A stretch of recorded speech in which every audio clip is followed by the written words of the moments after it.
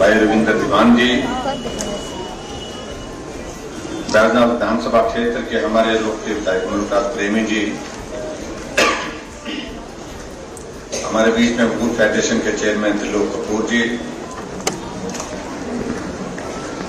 कर्मचारी एवं पेंशनर कल्याण बोर्ड के उपाध्यक्ष घनश्याम शर्मा जी, जो यहीं के रहने वाले हैं, सभी विभागों के सभी अधिकारीगण, मंडल के अध्यक्ष श्री रतन शर्मा जी, पंचायती राज संस्थाओं के सभी चुने हुए प्रतिनिधि, पार्टी संगठन के हमारे सभी पदाधिकारी, उपस्थित सभी भाइयों बहनों और पत्रकार मित्रों,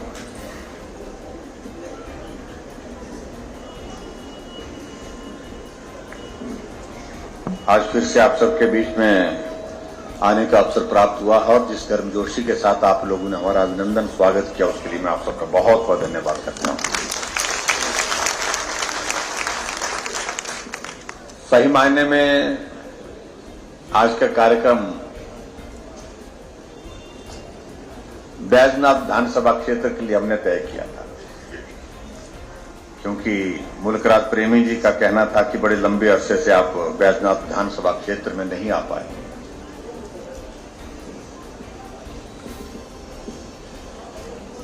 लेकिन बीच में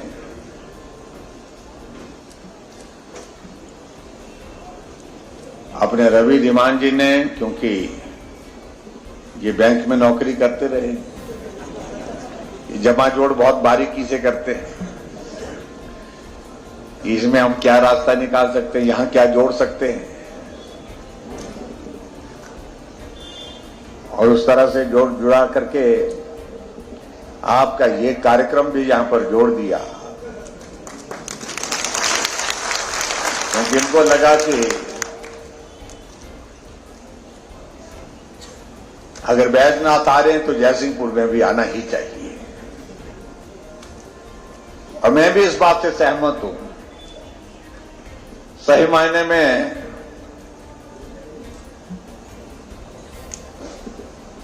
चीजों को बारीकी से कैलकुलेशन करने वाले आदमी भी रखने पड़ते हैं। समय का उपयोग हम सबसे बेहतर तरीके से कैसे कर सकते हैं,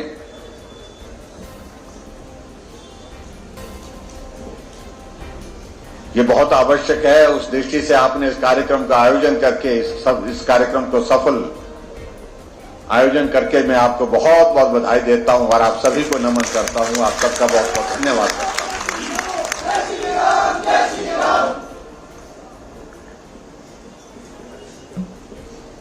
कुछ लोगों को हमारे आने जाने पर बहुत ऐतराज आजकल।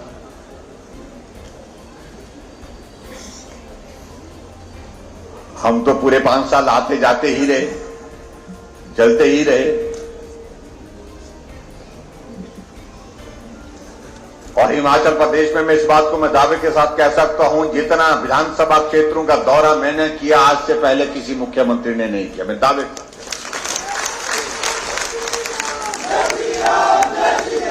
कोविड का संकट होने के बावजूद कोई विधानसभा क्षेत्र हिमाचल प्रदेश में ऐसा नहीं जहां मैं 2 बार, 3 बार, 4 बार, 5 बार नहीं गया होगा।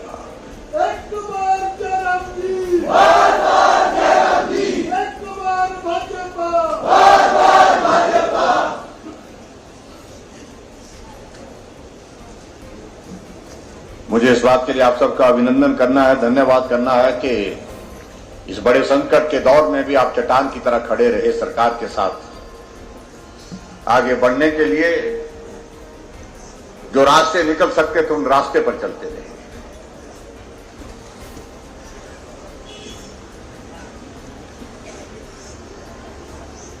काश हमें भी कोविड के इस दौर से गुजरना ना होता तो शायद मैं दावे के साथ कह सकता हूं, जो आपके इस विधानसभा क्षेत्र में विकास के कार्य हुए हैं उसमें और भी ज्यादा बेहतर होता, और भी ज्यादा हम करने की स्थिति में हो पाते। लेकिन मुझे उसके बावजूद भी इस बात की खुशी है कि अगर आज भी मैं आया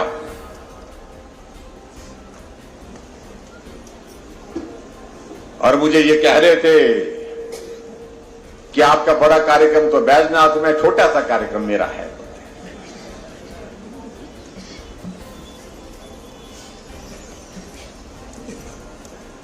कार्यक्रम छोटा और बड़ा जो है वो संख्या की दृष्टि से मैं मानता हूं वो नहीं होता, भाव की दृष्टि से होता है। आपका भाव क्या है, आपका काम कार्यक्रम का स्वरूप क्या है, उसमें भावना क्या है। और यहां आकर के मैं इस कार्यक्रम को छोटा नहीं कह सकता, ये कार्यक्रम भव्य कार्यक्रम है। इसके लिए मैं आप सबको बहुत बहुत बधाई देता हूं।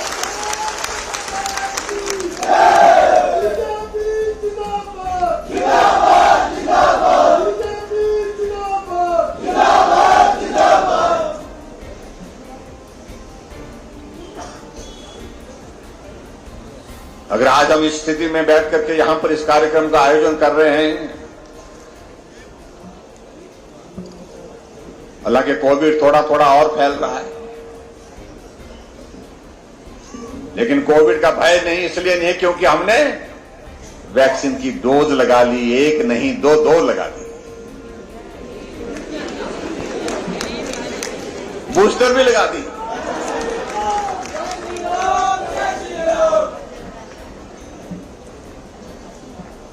हालांकि जब वैक्सीन की शुरुआत हुई थी, वैक्सीन देश के साइंटिस्ट ने बना करके तैयार किए। मोदी जी ने आग्रह पूर्वक कहा कि ये भारत 135 करोड़ का भारत ये क्या नहीं कर सकता है, ये वैक्सीन बाहर से क्यों देश के अंदर बननी चाहिए। साइंटिस्ट ने मेहनत की, परिश्रम किया, वैक्सीन बन करके तैयार हुई तो कुछ लोगों ने हमारे विरोध के कहा कि ये लगाने लायक नहीं है, इसकी अभी टेस्टिंग का प्रोसेस कंप्लीट नहीं हुआ। कुछ ने कहा कि अगर लगाएंगे तो इसका जो है साइड इफेक्ट होगा, आने वाली जनरेशन जो है वो उसकी जो है वो बर्बाद हो जाएगी, खराब हो जाएगी।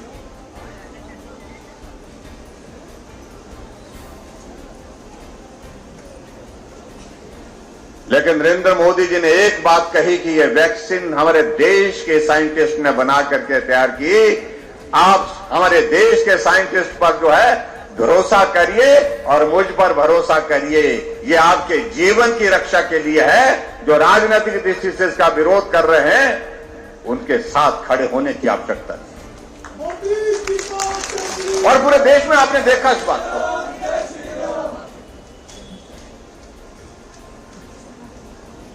क्योंकि नेतृत्व पर भरोसा था, विश्वास कि अगर मोदी जी ने अगर वैक्सीन बनाई है, ये हमारे जीवन, हमारे परिवार के जीवन को बचाने के लिए बनाई है, हमारे साथी संबंधी के जीवन को बचाने के लिए बनाई है।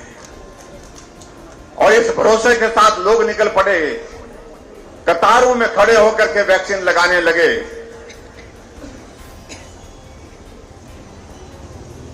और कांग्रेस के लोग, विपक्ष के लोग इस बात को लेकर के जो वैक्सीन लगा करके आते थे उनको पूछते रहे, भाई आपने वैक्सीन लगा दी? उन्होंने कहा हाँ लगा दी। उसका कुछ रिएक्शन तो नहीं हुआ, साइड इफेक्ट तो नहीं हुआ? बोलते नहीं हुआ। बुखार तो नहीं आया? बोलते। उनको पूछने लगे, बोलते बुखार भी नहीं हुआ। जब उन्होंने देखा कि सभी ने लगा दी, आने जाने वाले चलते हुए सभी आदमी ने वैक्सीन लगा दी, तब वो भी वैक्सीन लगाने के लिए मास्क पहन करके वैक्सीन सेंटर में पहुंची। देश इतने बड़े संकट के दौर में से गुजर रहा और उसमें भी वो लोग राजनीति करते रहे।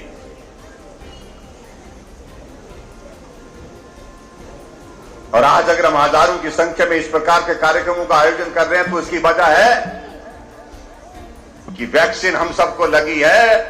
पहली डोज भी लगी, दूसरी भी लगी और उसके बाद बूस्टर डोज लगा करके हम यहां सुरक्षित होकर के बैठे हैं। अब चिंता नहीं, अगर कोविड आ भी जाएगा हल्का फुल्का होकर के वो निकल जाएगा, इसका कोई बड़ा असर नहीं होने वाला है। और मैं आप सबका धन्यवाद करना चाहूंगा इस बात के लिए कि जहां वैक्सीन का पूरे देश भर में दौर चला तो हिमाचल प्रदेश भी उस दौर में आगे बढ़ा। पहली डोज पर भी पहले स्थान पर और दूसरी डोज पर भी पहले स्थान पर रहे। इस बात के लिए मैं आप सबको सहयोग के लिए बहुत बहुत बधाई देता हूं, बहुत धन्यवाद करता हूं।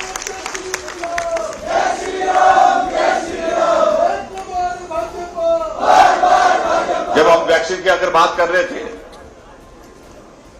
मेरे अधिकारियों ने कहा कि हमने वैक्सीन 100% कर ली पहली डोज। मैंने कहा देख लो कोई गांव बचा तो नहीं। हमने कहा एक भी अगर गांव छूट जाएगा तो उसकी खबर लगेगी कि भाई यहां सरकार ने कह दिया कि 100% लग गया, लेकिन ये गांव तो रह गया। तो एक आदमी कहने लगा जी 1-2 गांव रह गए। हमने कहा कौन सा गांव रह गया? बोलते जी बड़ा बंगाल रह गया। यहां बैठे हुए हमारे विधायक महोदय मुल्क राज प्रेमी जी, इनका इलाका है कि वहां जाने के लिए वक्त लगेगा। 2 दिन जाने के लिए लगेंगे, 2 दिन आने के लिए लगेंगे। कितना टाइम लगता है चलने के लिए? 2 दिन लग जाते हैं, 3 दिन लगते हैं। 3 दिन आने के लिए, 3 दिन जाने के लिए। हमने क्या किया जा सकता है? कहा कि हेलीकॉप्टर आके भेजेंगे। आप तो बोलते वहां पर हम वैक्सीन लेकर के जाएंगे। हमने उसी दिन आदेश किए, हम तब तक के लिए हिमाचल प्रदेश में 100% वैक्सीन का क्लेम नहीं करेंगे जब तक के लिए हम बड़ा बंगाल में जाकर के सब लोगों को वैक्सीन नहीं लगा के आते हैं। हेलीकॉप्टर भेजा, डीसी भेजा, डॉक्टर भेजे, नर्स भेजी, वैक्सीन भेजी और जाकर के 150 से भी ज्यादा लोग जो बड़ा बंगाल में थे वहीं जाकर के उनको वैक्सीन लगा करके आए। फिर मैंने अधिकारियों को कहा कि अब तो नहीं बचा। बोलते एक गांव रह गया थी। बोलते थोड़ा सा वहां मुश्किल है। हमने कौन सा गांव रह गया? तो कौन सा गांव रह गया? तो कुल्लू का मलाना। और आपको पता है मलाना की हिस्ट्री। मैंने कहा वो क्यों रह गया? वो तो वहां तो जाया जा सकता, वहां तो 1 घंटे 1.5 घंटे के जाने का रास्ता खुला है। बोलता वो नहीं है विषय। वहां देवता है, वो गांव के लोग देवते की अनुमति के बिना कुछ नहीं करते। मैंने डीसी कुल्लू को कहा, मैंने कहा आप जाओ और पूरी डॉक्टर की टीम, नर्सों की टीम वैक्सीन लेकर के जाओ और बड़ा जाकर के वहां पर मलाना के गांव में पहुंचो, देवता को नमन करो और देवता को कहो जिस प्रकार आप हम सब की रक्षा करने के लिए जो है हमको आशीर्वाद देते हैं, उसी तरह से ये वैक्सीन भी लोगों के जिंदगी को बचाने के लिए है और उनसे अनुमति मांगो। और वो गए देवता जगदम्नी ऋषि के यहां पर जाकर के उनने पूजा की और पूजा करने के बाद देवता से अनुमति मांगी। देवता ने अनुमति दी। 2600 लोगों को वहीं जाकर के मलाना के गांव में वैक्सीन लगाते।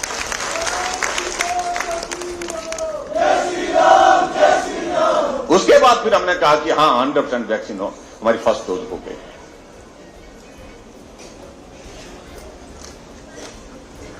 लोगों का सहयोग मिला। और अभी जो हमारी बूस्टर डोज की अगर बात कहें, जिसको हम प्रिकॉशनरी डोज बोलते हैं, उसके लिए मेरा आप सबसे विनम्र निवेदन है, जो भी उसमें एलिजिबल कैटेगरी में जो लोग आते हैं, जिनका जो टाइम का जो पीरियड कंप्लीट हो चुका है, 18 साल से ऊपर के हमारे नौजवान बच्चे भी उसमें जो है उसमें शामिल कर दिए गए हैं।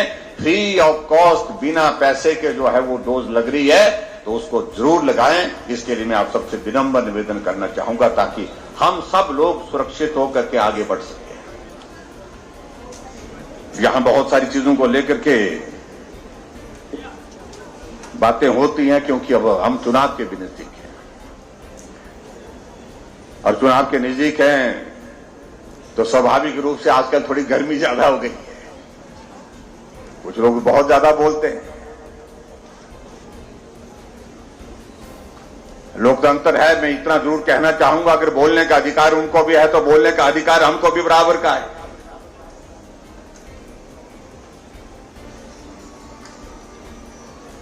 हिमाचल प्रदेश में आज से पहले बड़े लंबे समय तक कांग्रेस पार्टी सत्ता में रही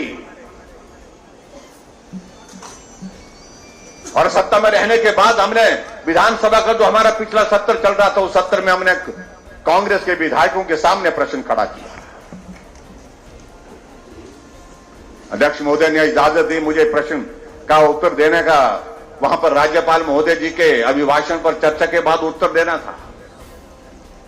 मैंने एक प्रश्न खड़ा किया वहां। मैंने कहा मेरी याददाश्त अच्छी है, मैं सभी चीजों को याद करता हूं, वर्षों पुरानी भी याद रखता हूं।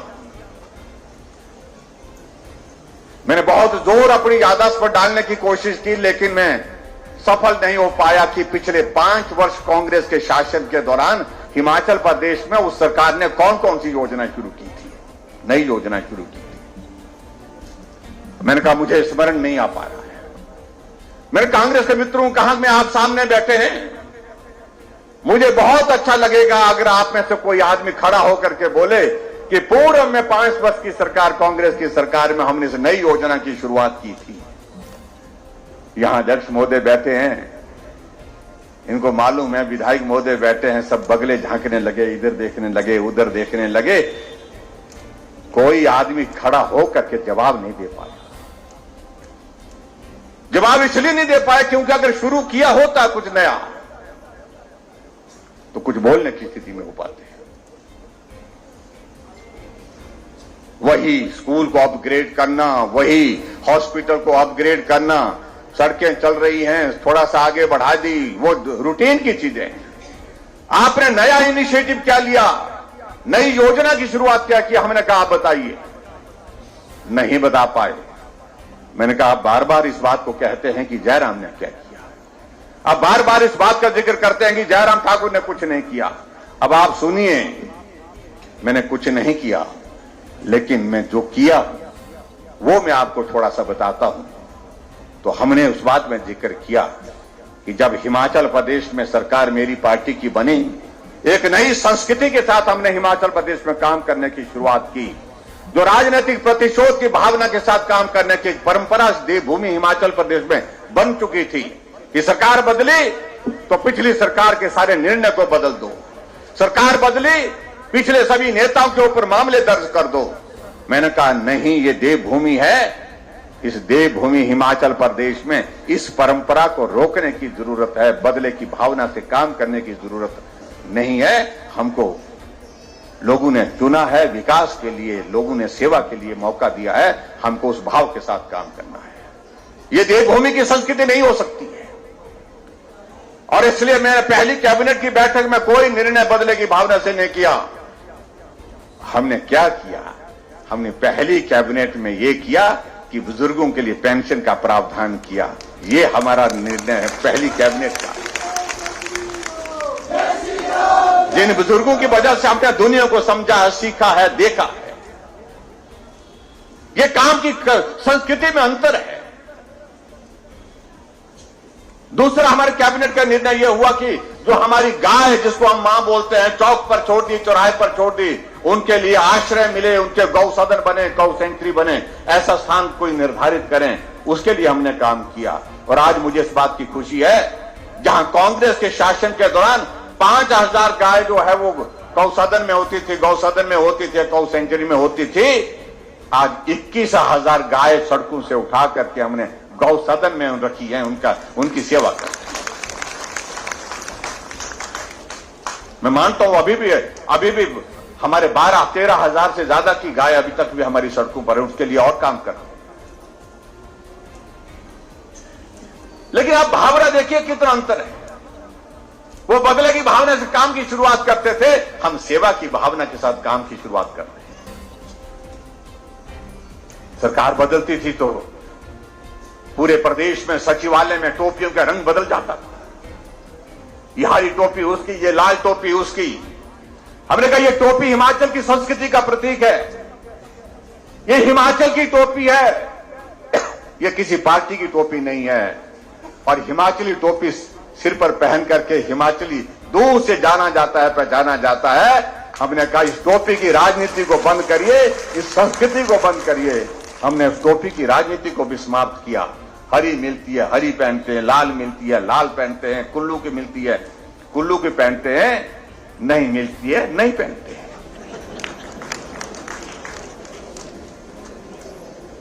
आप देखिए राजनीति का स्तर हो क्या गया था।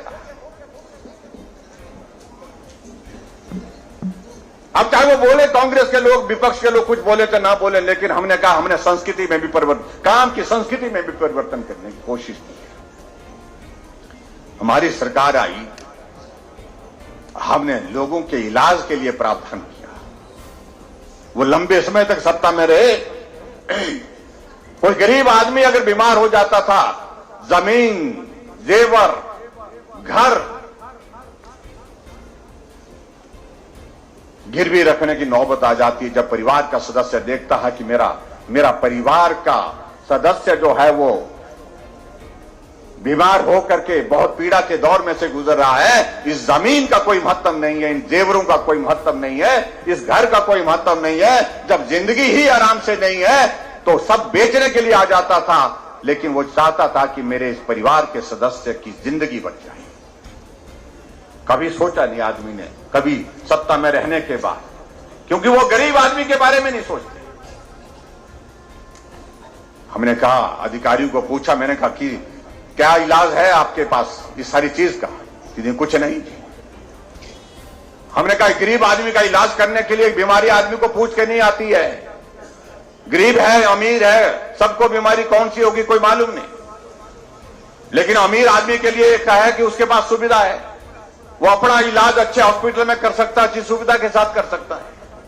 लेकिन गरीब, जिंदगी तो उसकी भी बराबर की है, दर्द तो उसको भी उतना ही होता है जितना अमीर को होता है, लेकिन उसके इलाज के लिए प्रावधान क्या है? प्रावधान कोई नहीं, कोई भी नहीं। यहां विपिन सिंह परमार जी स्वास्थ्य मंत्री थे, हम बैठे, हमने कहा ये बहुत पुण्य का कार्य होगा, गरीब आदमी का इलाज हम मुफ्त में कैसे कर सकते हैं, इसका कोई रास्ता निकालो। और रास्ता क्या निकला? हमने हिमाचल प्रदेश में मुख्यमंत्री हिमकेयर की शुरुआत की। 5 लाख रुपए तक का गरीब आदमी का इलाज करने का प्रावधान उसमें। जो हमसे पूछते हैं क्या किया जयराम ने, उनको इस बात को लेकर के ये करना चाहिए, 50 साल तुम सत्ता में रहे, तुम उस गरीब को चीखते पुकारते कभी सुन नहीं पाए और उसकी दर्द को तुम कभी साझा नहीं कर पाए। और ऐसी परिस्थिति में हमने सत्ता में हम नए थे, क्योंकि दूसरे लोगों का एक आदत है कहने की, जो बड़े अनुभवी हैं, बड़े नेता हैं, बड़े नेता, बड़े होने से कुछ नहीं होता है। लेकिन दर्द जो छोटा समझ सकता है वो कोई नहीं समझ सकता है। छोटा आदमी छोटे आदमी का दर्द समझ सकता है। और मैं समझता हूं, मैं सौभाग्यशाली हूं, मैं उस दौर में से गुजरा हुआ व्यक्ति हूं जिसने जीवन के संकट को, जीवन की कठिनाई को बहुत करीबी से देखा है। इसलिए मुझे समझ में आया कि गरीब आदमी जब इलाज होता तो, बीमार होता तो उसके इलाज के लिए क्या क्या जरूरत पड़ती है। और आज देखिए, आज कोई आदमी अगर बीमार होता है तो वो कुछ साथ नहीं ले जाता है, वो सिर्फ एक चीज डालता है, हिमकेयर का कार्ड डालता है, आयुष्मान भारत का कार्ड जेब में डालता है। उसे मालूम है कि मैं हॉस्पिटल जा रहा हूं, ये कार्ड मेरा वहां पर मदद करेगा, मेरा इलाज इसके माध्यम से होगा। फिर बोल रहे हैं हमको कि कुछ नहीं किया। हमने उन लोगों के लिए जो बिस्तर पर ऐसे बेसहारा पड़े, ऐसे लाचार पड़े हैं, बीमारी ऐसी लग गई है जिसके कारण वो चल नहीं सकता, अपना काम नहीं कर सकता है, हमने ऐसे लोगों के लिए अलग से व्यवस्था की और उन लोगों के लिए सहारा योजना की शुरुआत की। 20,000 हिमाचल प्रदेश में ऐसे लोग हैं जो जिंदा हैं, लेकिन अपना पानी का गिलास भी अपने हाथों से नहीं उठा सकते, क्योंकि बीमारी ऐसी है, किसी को पैरालिसिस हो गया है, किसी को ब्रेन हेमरेज हो गया है, किसी को कैंसर हो गया है, किसी की किडनी फेल हो गए, जिंदा है लेकिन चल नहीं सकता, काम नहीं कर सकता है, परिवार के सदस्य को मदद करनी पड़ती है। ऐसे 20,000 के करीब लोगों को हम घर बैठे उनके खाते में 3,000 रुपए सहारा योजना के डाल रहे हैं। जो हमसे पूछ रहे हैं कि कुछ नहीं किया, हमने ये सेवा का काम शुरू किया है हिमाचल प्रदेश में। आज अभी हम बैजनाथ विधानसभा क्षेत्र से आ रहे हैं, वह कार्यक्रम, हमारा कार्यक्रम क्या कार्यक्रम था? हमारा कार्यक्रम था कि जो गरीब परिवार की जो बेटी है, जो बीपीएल परिवार की बेटी है, बेटी तो बेटी है, चाहे अमीर की है चाहे गरीब की है, बेटी के लिए दर्द जो है मां बाप के दिल में एक जैसा होता है। अमीर बाप की बेटी की शादी होती है, शहनाई बजती है, धूमधाम से बेटी की विदाई होती है, हजारों की संख्या में मेहमान होते हैं, लेकिन गरीब आदमी अपनी भावनाएं व्यक्त करने की परिस्थिति में नहीं हो पाता है कि मेरी बेटी की शादी भी काश ऐसी होती ऐसे में कोई रास्ता नहीं उस आदमी के पास, फिर भी वो कोशिश करता है। पैसे नहीं है तो भी जाकर के अपने सगे संबंधी दोस्त मित्र के पास जाकर के बेटी की शादी करानी है, थोड़ी सी मदद कर दो। इस भाव के साथ वो बेटी को विदाई करने के लिए कि बेटी को बुरा ना लगे कोशिश करता है। हमने साथियों के साथ बैठ करके चर्चा की, हमने कहा ऐसे में मदद क्या कर सकते हैं उस आदमी की, गरीब आदमी की। हमने रास्ता निकाला, जितने बीपीएल परिवार के ऐसे हैं जिनके घर में बेटी पैदा हुई है और जिस दिन उस बेटी की शादी होगी, हमने मुख्यमंत्री शगुन योजना की शुरुआत होगी। हम अपनी सरकार की ओर से 31,000 रुपए उस बेटी की शादी में योगदान देंगे। मैं मानता हूं कि 31,000 रुपए ज्यादा पैसा नहीं है, लेकिन उसके बावजूद उस मां बाप की भावनाओं को सम्मान करने की हमने कोशिश की, उस बेटी की भावनाओं को सम्मान करने की कोशिश की। आज मेरी एक बेटी से बात हो रही थी, जिस बेटी को शगुन योजना के अंतर्गत 31,000 रुपए मिले जब बैजनाथ में हम कार्यक्रम कर। मैंने पूछा बेटी से, मैंने कहा बेटी तुमको तो 31,000 रुपए मिले, तुमने उसका क्या किया? तुमने अपने खाते में डाले या अपने पति के खाते में डाले? तो बेटी ने कहा ना मैंने अपने खाते में डाले, ना मैंने अपने पति के खाते में डाले, वो सारे के सारे 31,000 रुपए मैंने अपने पिताजी को दिए, क्योंकि उन्होंने मेरी शादी का खर्चा उठाया था। आप अंदाजा लगाओ ये काम एक बेटी कर सकती है। बेटी का अपने पिता के प्रति क्या भाव है, आप कल्पना कर सकते हैं कि मेरा पिता गरीब है, वो स्थिति में नहीं है कि पैसा खर्च कर सके, लेकिन अगर सरकार ने मेरे इस पर जो है वह मदद करी है, तो उस मदद के माध्यम से मैं अपने पिता के ऊपर बोझ न बनने दूं शादी का भी, इसलिए उसने पैसा वो पिताजी के हवाले कर दिया। बहुत भावुक दृश्य था एक तरह का। इस तरह के भाव के साथ हमने काम करने की कोशिश की है। हमने हिमाचल प्रदेश में अभी हाल ही में निर्णय किया कि हमने कहा कि महिलाओं की संख्या 50% है, आबादी का 50% हिस्सा जो है वो महिलाओं का है, और महिलाएं आजकल घर का हिस्सा नहीं, घर से बाहर जाकर के काम करती है, सरकारी नौकरी भी करती है, प्राइवेट सेक्टर में नौकरी करती है, अपना कारोबार करती हैं। उनके लिए मदद का कोई रास्ता निकालना चाहिए। तो हमने ये किया कि एचआरटीसी की बसों में महिलाओं का किराया आधा कर दिया। अगर आबादी का आधा हिस्सा महिलाएं हैं तो किराया भी हमने आधा कर दिया। और कांग्रेस के नेताओं ने कहा कि मुफ्तखोरी की आदत डाल दी। हमने महिलाओं को सशक्तिकरण की दृष्टि से वो आगे बढ़ चढ़ करके भाग लें, बढ़ चढ़ करके काम करें, उनको ये आने जाने का किराया बोझ ना लगे, उनकी मदद का रास्ता निकाला। और वो कह रहे हैं कि मुफ्तखोर बना दिया। मुझे लगता कि दुर्भाग्यपूर्ण है।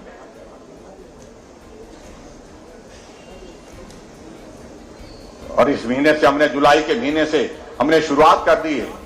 अब किराया कितना लगता है महिलाओं का? कितना लगता है? आधा लगता है। पुरुष हमारे थोड़े मायूस लग रहे हैं मुझे। कई जगह हमारे साथियों ने हमको मैसेज किया कि महिलाओं के लिए आपने किराया आधा कर दिया। हमने क्या बिगाड़ा था? बोलते हमने क्या कुछ नहीं बिगाड़ा था भाई तुम लोगों ने। लेकिन इतना मैं जरूर कहना चाहता हूं कि अगर महिलाओं का किराया आधा हुआ तो उसके लाभार्थी आप भी हैं, क्योंकि बटुआ आपका भी एक बच गया, आधा बच गया। इसलिए मैंने कहा पुरुषों तुम भी ताली बजाओ भाई।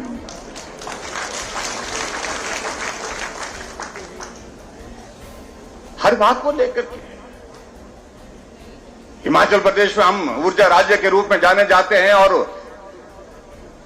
हम 11,000 मेगावाट बिजली पैदा करते हैं। हम पंजाब को बिजली देते हैं, हरियाणा को देते हैं, दिल्ली को देते हैं, राजस्थान को देते हैं।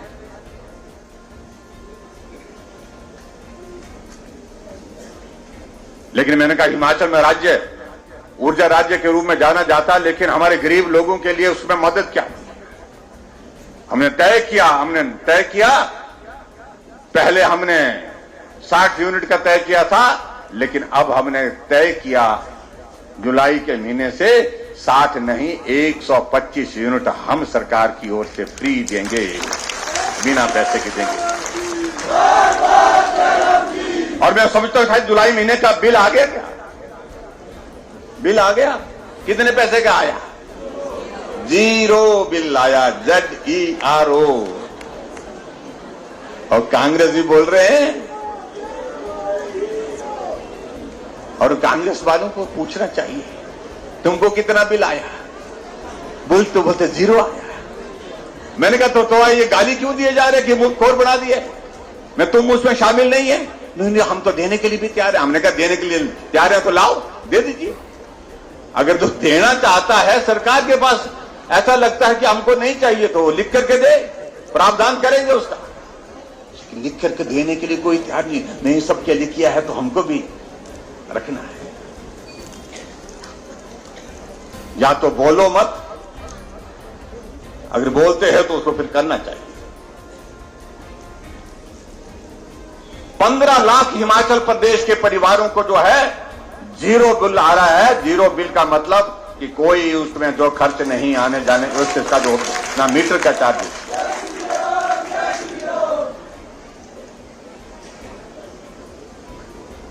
लेकिन उसके बावजूद पता नहीं उसके बावजूद क्या चाहिए उनको। अब आजकल शोर डाल रहे हैं कि ये नहीं हुआ, वो नहीं हुआ, ऐसा नहीं हुआ, वैसा नहीं हुआ।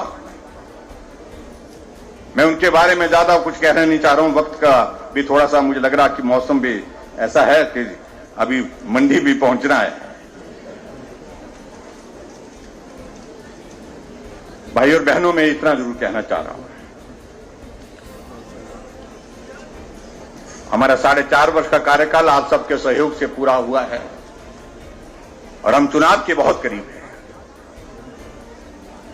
और आपके इस विधानसभा क्षेत्र के अंतर्गत मैं देख रहा हूं कि आज भी हमने बहुत सारे उद्घाटन और शिलान्यास किए। 7 उद्घाटन किए और 1 शिलान्यास भी किया।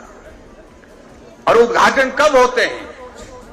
उद्घाटन तब होते हैं जब जमीन पर कुछ काम किया जाता है, कोई काम बन करके तैयार होता है, तब उद्घाटन किया जाते हैं। तो यहां पर मेरी दाईं तरफ जो है शिला पट्टिकाएं लगी हैं, तो 7 शिला पट्टिकाएं वो हैं जहां उद्घाटन हुआ है। तो इसका मतलब है कि जमीन पर काम हुआ, और जो काम होने के बाद जो चीजें तैयार हुई हैं, तब जाकर के उनका उद्घाटन किया गया है। और शिलान्यास एक स्कीम का किया हमने 3 करोड़ 60 लाख की लागत से। और पंचरुखी में जो हमारी उप तहसील का भवन का शिलान्यास किया है, उसके लिए बजट का प्रावधान किया और आने वाले समय में उसका भवन बन करके तैयार होगा, आप सबको सुविधा मिलेगी। और इसके अतिरिक्त बहुत सारी चीजों को लेकर के यहां विधायक महोदय जी ने कह दिया, मैं उन सारी चीजों को अब दोहराना भी नहीं चाह रहा। लेकिन मैं एक चीज जरूर चाह रहा हूं कि आजकल जो शोर डालते हैं हमारे विपक्ष के लोग, बोलते हैं कि हमारी सरकार आ रही है। ये बोलने से थोड़ी आएगी। हिमाचल की जनता जब चाहेगी वही होता है।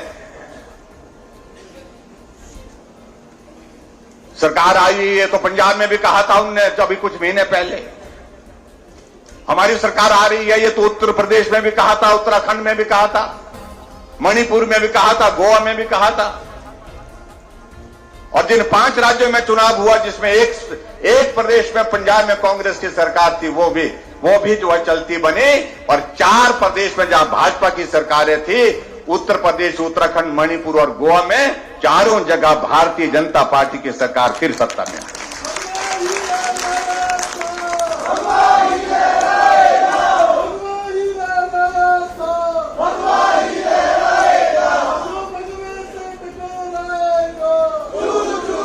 क्योंकि हमेशा वे एक बात कह रहे हैं कि उनको लगता कि ये रिवाज बना हुआ 5 वर्ष के बाद बदल जाती है। रिवाज था, लेकिन रिवाज बदल गया है। उत्तराखंड में रिवाज बदला, आपके सामने बदला। जब से उत्तराखंड बना है, जब से उत्तराखंड अस्तित्व में आया है, कोई सरकार 5 वर्ष के बाद रिपीट नहीं हुई। भारतीय जनता पार्टी की सरकार वहां पर रिपीट हुई। उत्तर प्रदेश में 37 वर्षों के बाद योगी जी की सरकार 5 वर्ष का कार्यकाल पूरा होने पर रिपीट हुई। हरियाणा में जहां हमारी अधिकांश सीटों पर जमानतें जब्त होती थी, वहां 5 साल का कार्यकाल पूरा होने के बाद दूसरा कार्यकाल मनोहर लाल खट्टर जी पूरा करने जा रहे हैं। अब दौर ये हरियाणा में नहीं, उत्तर प्रदेश में नहीं, उत्तराखंड में नहीं, ये दौर हिमाचल प्रदेश में भी अब की बार शुरू होगा, जब भाजपा की सरकार के बाद फिर भाजपा की सरकार हिमाचल प्रदेश में सत्ता में आई।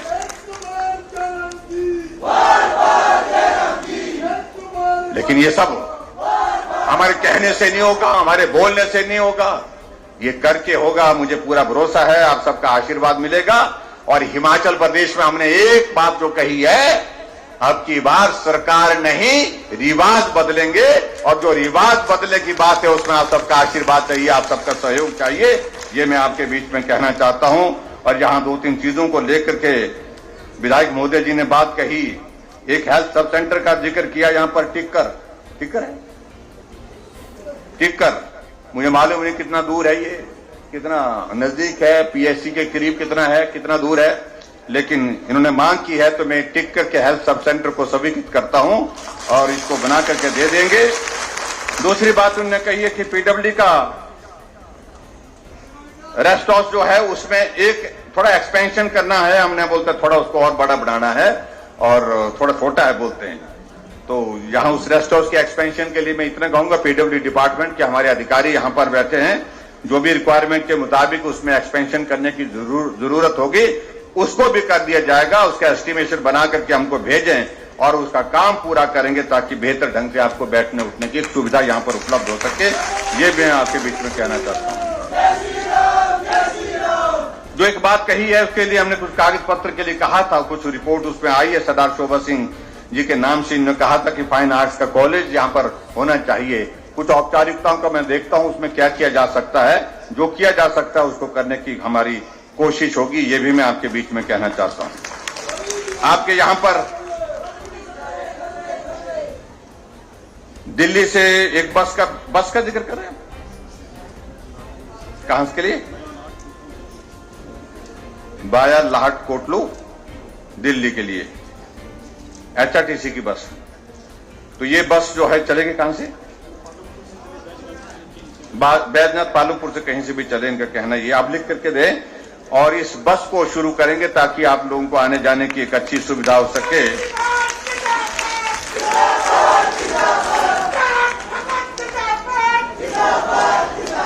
एक यहां पर उन्होंने कहा कि एक पार्किंग की समस्या हो गई। अब गांव में भी पार्किंग, क्योंकि लोग गाड़ियां इतनी ला रहे हैं और एक परिवार में 4-4 गाड़ियां हो जाती हैं, 4 लोग होते हैं, 4 गाड़ियां हो जाती हैं।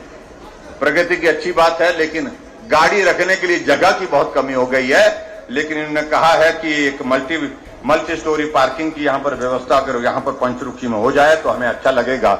आप जगह का तलाश करें और जगह आपको मिल जाती है, उसके पेपर भेजिए।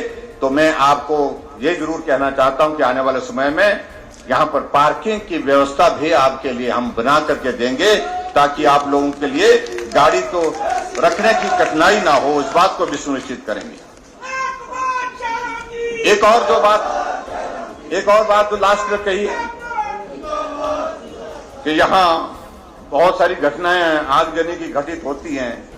तो एक बात यहां कही गई है कि अगर यहां पंचरुखी में एक फायर सब स्टेशन खोलने की अगर बात की जाए तो यहां पर लोगों को एक सुविधा रहेगी, क्योंकि उससे बहुत बड़ा नुकसान हो जाता है जब कहीं इस तरह आगजनी की कोई घटना होती है। तो मैं आपके बीच में रवि धीमान जी के इस आग्रह को भी स्वीकार करता हूं और यहां पर एक फायर सब स्टेशन खोलने की भी घोषणा करता हूं। इतना ही मैं आपके बीच में कहना चाहता हूं। और आप सबसे मेरा इतना निवेदन है कि भाजपा के बाद फिर भाजपा की सरकार, नरेंद्र भाई मोदी जी के हाथों को मजबूत करने की जरूरत है।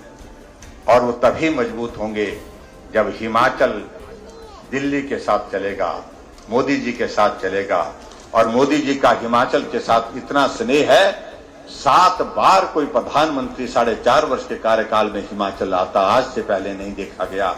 जो अगर हैं तो नरेंद्र भाई मोदी जी हैं, जो इतने छोटे से टेन्योर में जो है हिमाचल प्रदेश में बार बार आए, हिमाचल के लोगों के साथ आकर के जहां हिमाचल के विकास के लिए उन्होंने सहयोग दिया, वहां आकर के यहाँ पर हिमाचल के लोगों के दुख दर्द को भी साझा किया, मदद की, हर वक्त मदद की। उसके लिए मैं आदरणीय प्रधानमंत्री जी का आभार व्यक्त करता हूं। और आप सब आज के इस कार्यक्रम में बहुत भारी बारिश के बावजूद भी बड़ी संख्या में यहाँ पर आए इस सफल कार्यक्रम का आयोजन करने के लिए भाई रवि धीमान जी को भी मैं बहुत बधाई देता हूं, पार्टी के सब साथियों को भी, और आप सभी को भी बहुत बहुत बधाई।